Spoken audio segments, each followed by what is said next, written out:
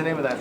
That was a tune called, I'm probably not going to pronounce this correctly, but Yisku Gimeten Chimkiri, which in Armenian means I don't know your value. It's a piece by this 18th century Armenian troubadour called Sayat Nova. Okay. Yeah. And how is it something that you have Yeah. gravitated to play? So I'm Armenian. Mm-hmm. Yeah. I only hesitate. I don't hesitate. I'm half Armenian. But Okay. Just because I usually have to explain that, because when I say I'm Armenian, people say you don't look Armenian, because I'm very red as opposed to, Blue. yeah.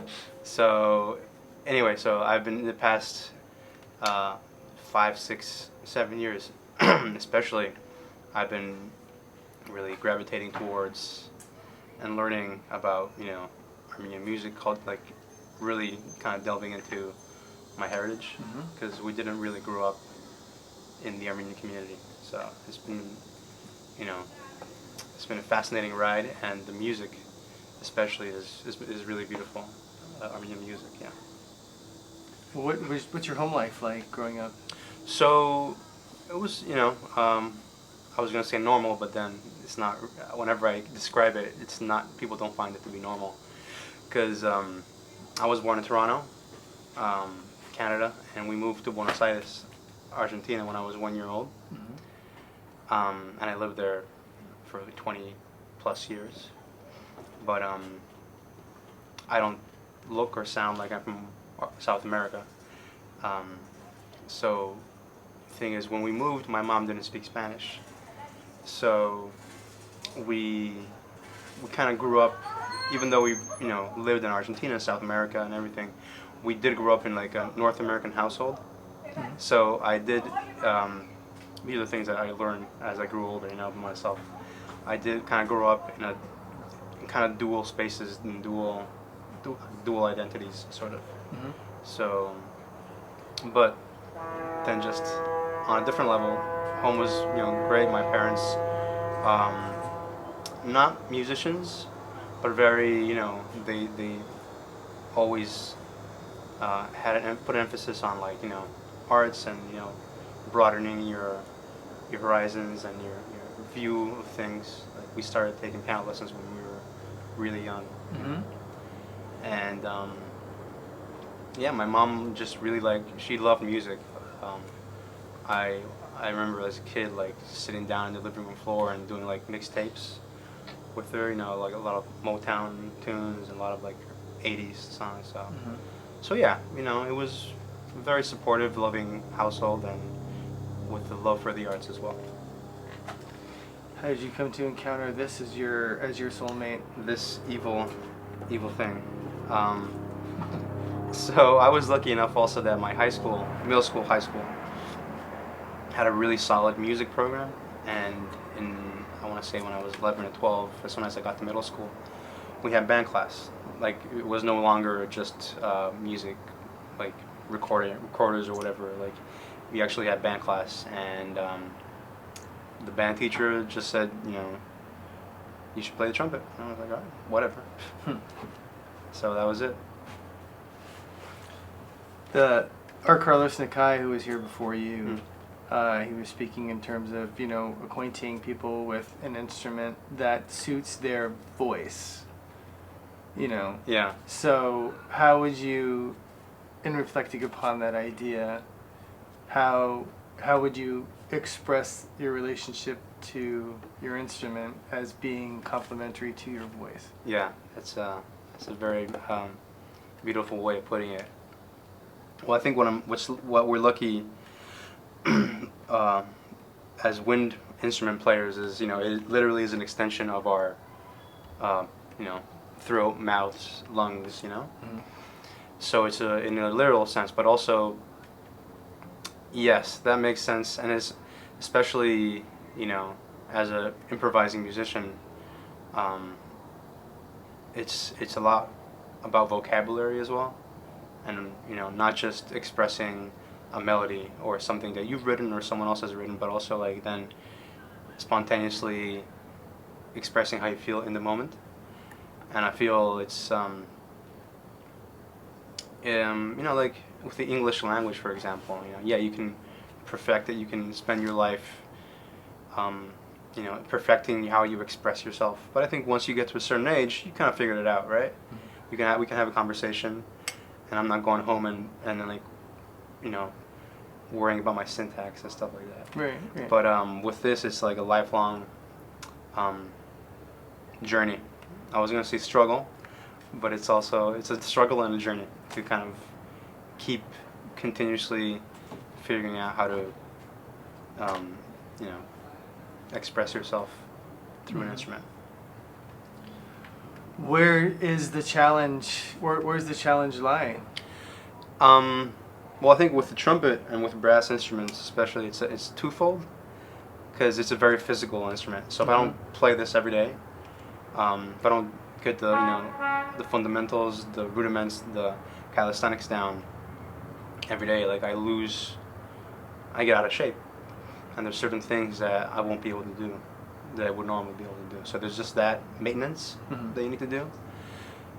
But then it's also because we evolve as people. So what I want to express next week is going to be different than what I express today. So I have to figure out how I'm going to be able to express that next week without repeating myself and be like, no, that was last week. I don't want to do that anymore. So it's a constant challenge, and to keep producing music, keep producing art, whatever you want, word you want to use for it, without, I guess, repeating yourself, and not only staying relevant to the times, but like relevant to yourself, Yeah. What's the last year been like for you? It's been weird. Yeah. So I'm lucky that I was able to stay productive musically, quite productive, I want to say. I'm very fortunate that I have a neighbor who lives down the street from me who's a great pianist. His name is Matthew Putman, who was the one that actually gifted me these sneakers. So in June, I think, of last year, at some point we kind of, once things were kind of opening up slightly, like people were going out for walks and outdoor drinks to go, whatever, we crossed paths again, and we just decided to, hang out every Sunday in my apartment. I have a little studio space, and we just started recording every Sunday, piano and trumpet, free jazz, completely improvised, and we were able to put out 2 EPs, 1 album. We have a second album on the way, which should be released sometime early next year, which was recorded again last year. I was able to record and release, so I feel like that's something that happened a lot at least with my group of friends, and I know a lot of people did it also. Just remote recordings, like I'll send you a track, then I'll record over it, and that was fun. But then I was doing it with my one good friend, who lives in Barcelona, and he plays piano and synthesizers and effects, and his name is Oleg Moon.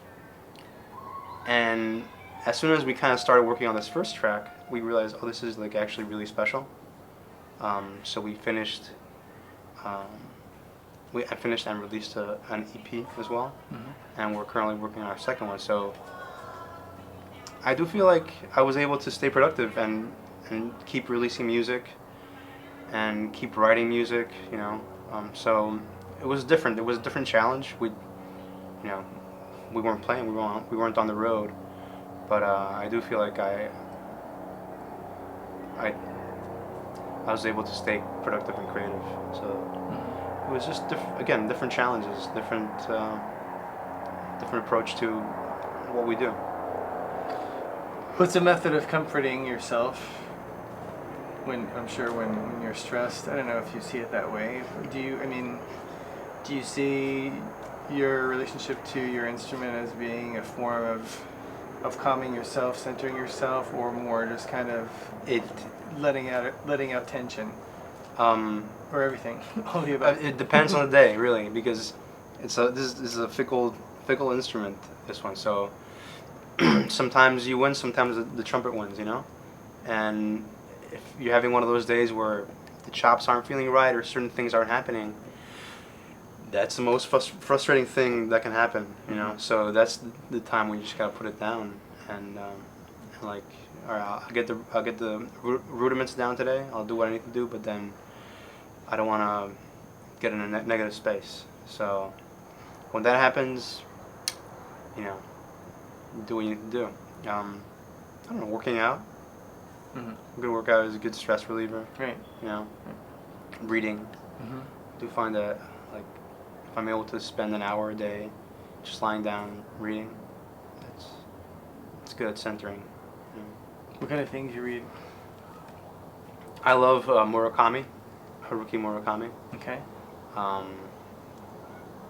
He just creates fascinating worlds within, you know, our reality. Mm-hmm. And I read a lot of nonfiction, so like interviews with musicians and musicians' biographies or autobiographies. You know, kind of learning what people who I admire, learning what they went through, and how they approached and how they, you know, how they deal with things is really a very valuable lesson for any creative person.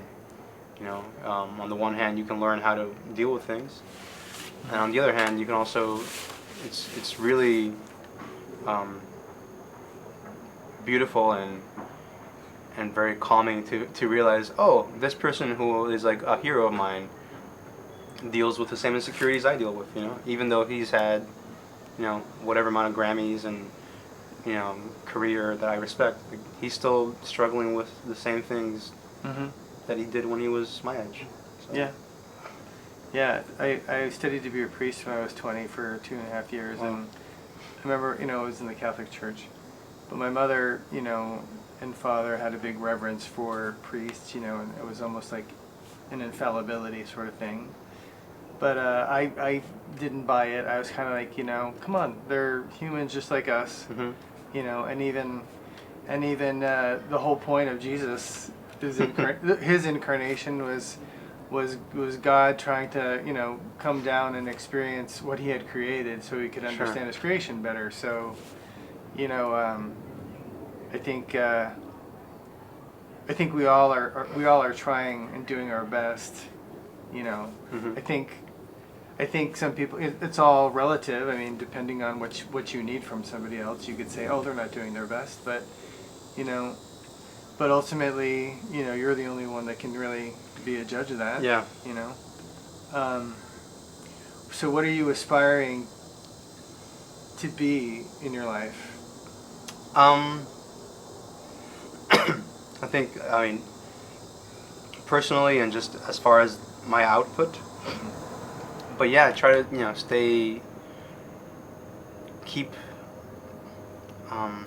keep my whatever music I'm creating, keep it relevant and to what I want to express, you know, and not just keep doing the same thing. I think that's important. But also,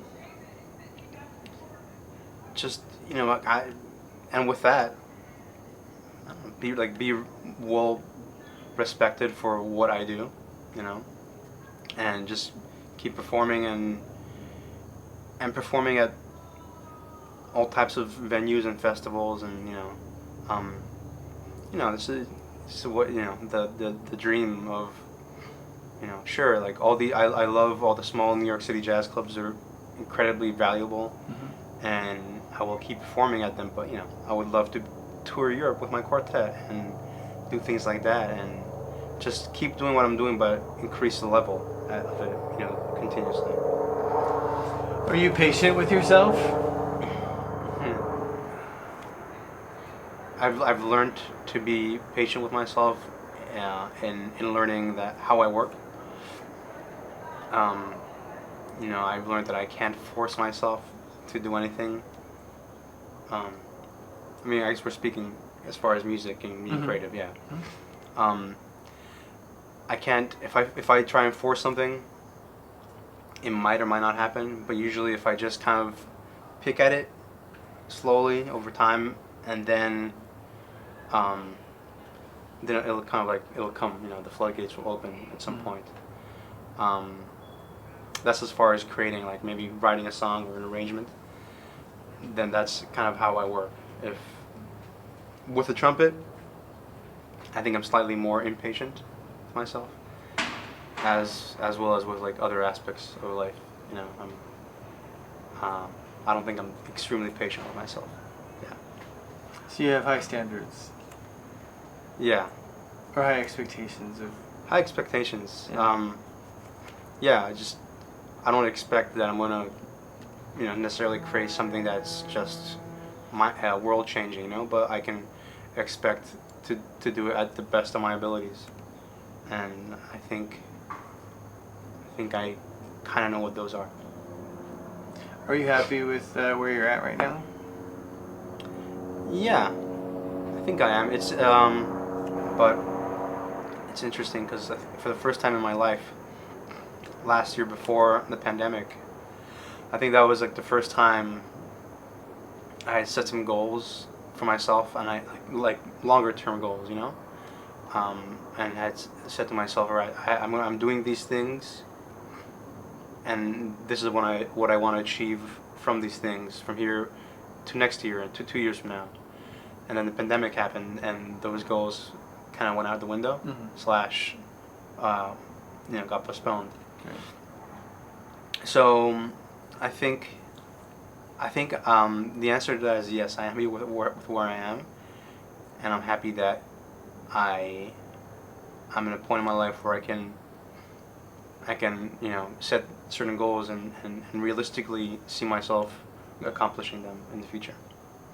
Let me hear some of that. All right. So I didn't grow up playing classical trumpet at all. So I'm not a huge fan of like etudes and stuff like that. Okay. So one thing I started practicing this past year were choros, Okay. which are it's a Brazilian form of music, and they're very like etude-like, but way more playful. And I don't feel like I'm doing something wrong when I'm you know, giving it, like changing the tempo or certain notes. Like I feel like it's a more welcoming way of practicing trumpet. Can you just mention really Sure. briefly an etude? Etude? Yeah. So an etude is like essentially an exercise. It's like a classical composition, I guess, but it's like an exercise where, you know, there are certain things in it that are helping you improve your playing. So, you know, dynamics, slurring, ties, tonguing, certain things that are like worked into that piece of music that'll, you know, improve. And then, you know, you go through the book of etudes and you improve and you improve. Okay. You know, so yeah. So this is a churro? Choro. Churro. Yeah. Okay. Which is Freestyle etude. oh, they're very actually very precise. Okay. And this is by Pichinguinha. That's a composer. This one's called, what are we going to do? Teu aniversario, which means your birthday. No reason in particular, but. Feliz cumpleaños.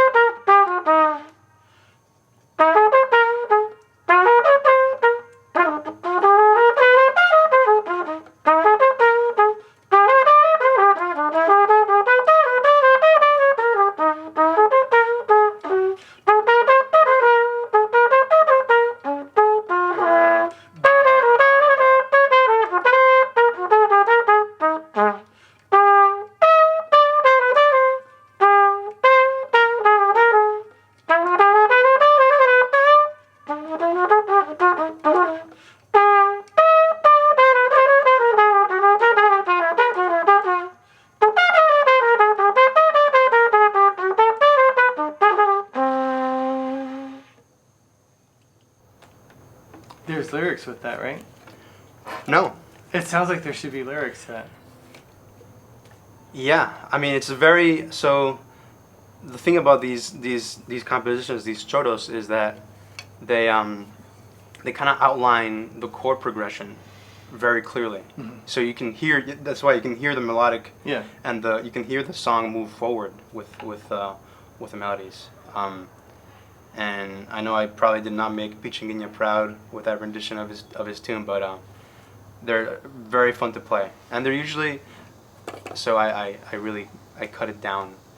So I don't know if you were able to hear. There's 3 sections, A, B, C. So usually, typically they're played and written and performed in rondo, which is like the form. It would be A A B B A A C C A A. Okay. So, and traditionally it's an ensemble and there's like percussion and you can do. It doesn't sound so repetitive, but if I had played A A B B A A, it would have been a bit long. So I just did A B C A. Mm-hmm. Yeah. What's it called again? The piece? Teu aniversario, which in Portuguese means your birthday. Mm-hmm. Yes, Yeah. I mean, it sounds anyway. It sounds. What's Yeah. interesting is, so choro in Portuguese means to cry, but they're not really sad songs because they're, danceable. But then again, they're not like super. It's not all like major key and happy. So there's like, it's kind of like a very. I feel like very Brazilian thing. Like I'm sad, but even though I'm sad, I'm still like dancing. Yeah. Yeah. Yeah. So what key would you say is you? Oh man.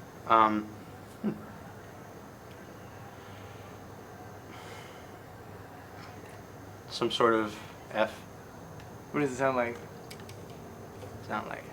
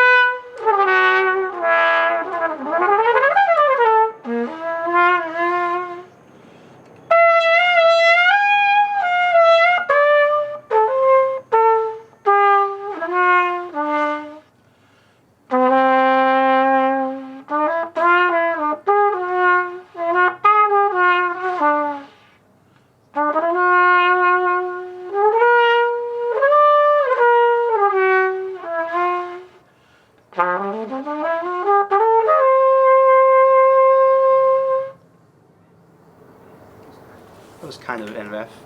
So what is it about that are you able to express in words? What it that? It's why a that bit. resonates with you? It's. I think it's a bit laziness and cheating. I always kind of gravitate towards that.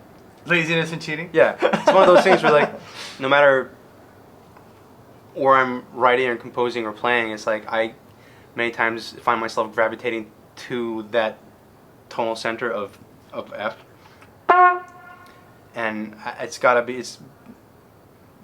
I mean, yeah, maybe I resonate with that, at some level, but it's also has to do with like I definitely find it easier to play in that in that like line of, in that key of F, which is maybe one thing leads to the other, but who knows? Yeah. Do you ever sing your compositions before you play them? Yes. Yeah, it depends. I don't write every piece. I don't approach songwriting the same. Every piece is different. But if, like, for example, I have a chord progression or a motif or some sort of thing that doesn't have to do with melody that I really like, and I'm like, all right, this needs to be something. then yes, if I need to find the melody, then I'll try and sing it, because sure, I can find the melody with the horn. I can do something with it. But then I feel like if it's not, sometimes it just happens, and it's great. But if I'm having a hard time, then I feel like if I'm trying to sing, then that'll be that's gonna be the right approach. I'm gonna find the right melody with that approach. Okay. If it's actually coming from within, and not because I've been practicing this phrase on the trumpet, and that's gonna come out. So. Was that a shift in awareness that you had at one point, where before you were completely doing it one way, and then over time you just kind of like, okay, this is... No, I think I always did it that way. And maybe not singing, but definitely so when I grew up, we didn't have Pro Tools or Logic or GarageBand. Or at least they weren't readily available as they are now. So I would just find myself on the piano, and when I was 16, 17, I was writing little tunes on the piano, which I think, it's great because it's visual. You can see what's happening. You can see what you're doing. But then you can also sing along to it, So I feel like I not for any reason in particular, but I just was lucky that that's how I started doing things. You like to sing? No. I mean, I can sing in tune, but no one should hear me sing. No one should hear you sing. No. What should people hear you play right now? I'll play a bit of Beatrice. And can you tell me about Beatrice before you play? Beatrice is a tune by a saxophone player called Sam Rivers. Okay.